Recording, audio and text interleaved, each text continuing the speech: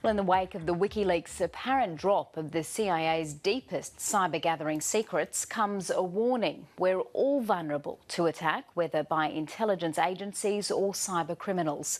From our phones and computers to our TVs, the devices we use to communicate and absorb information can be used against us.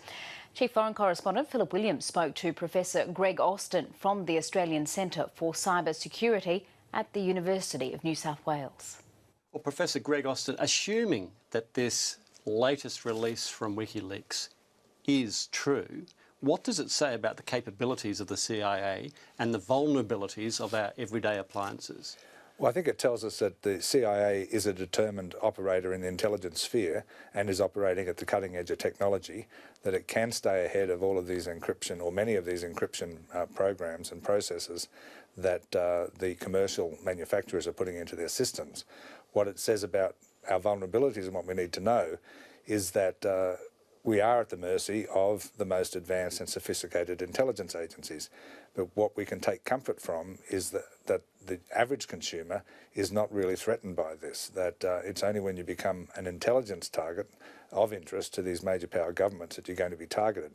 It means, of course, that the Australian government's got to be very careful about its security for its most sensitive information, because it's not kept, you can't keep it secret, really, from the most powerful intelligence organisations in the world. So you're saying at the moment Australian government agencies are at risk? Well, we've got a situation in Australia of sort of two-speed economy, so to speak, in cybersecurity. The advanced departments like Defence and Foreign Affairs have very high security, and I'd have high confidence that they can protect our most sensitive information. But when you start to get outside that inner circle of departments, to even departments like the Department of Human Services, you've got to start to ask questions about how good they are, and I can say that DHS is making every effort to lift its security, and it's really a very exemplary effort that they're undertaking.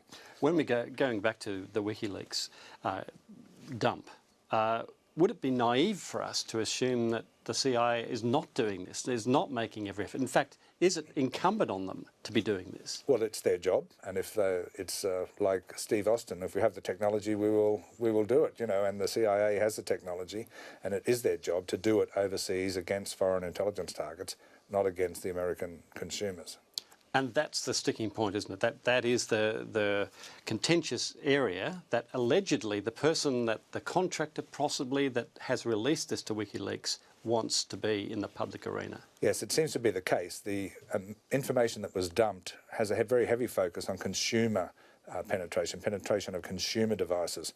And I think that we can believe and take at face value this assertion that that was a motivation for the leak. It presents a very complex area because the government wants to use these vulnerabilities for targeting foreign intelligence targets, but it doesn't want to share them with the American people, even though they could be victims equally of such attacks.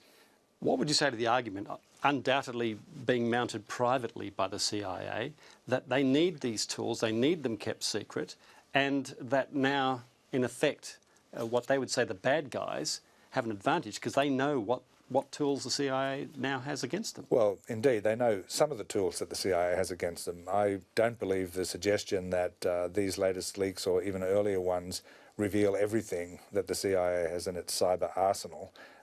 They reveal important operating strategies and even detailed technologies. But I think there's a lot more out there. The CIA will be making the argument that they do need these tools and that they do need them to operate overseas effectively. But the US government, like the Australian government, has got to make a decision on the obligation of these agencies to reveal vulnerabilities in consumer devices. Now, what about for the ordinary Australian? We've all got our tablets, our mobile phones. There's even a suggestion that cars can be hacked. What does it mean for us? Well, it means that we can be tracked. We have to assume that a sophisticated intelligence agency of a foreign government can track and monitor almost everything we do if they target us.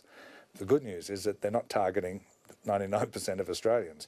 But what it does mean for people who are of interest to foreign intelligence agencies, including Australian politicians, is that they will be tracked, they will be spied on, and their most sensitive information will be collected and released at a time that suits the foreign government. Professor Greg Austin, thanks very much for talking to us. Thanks.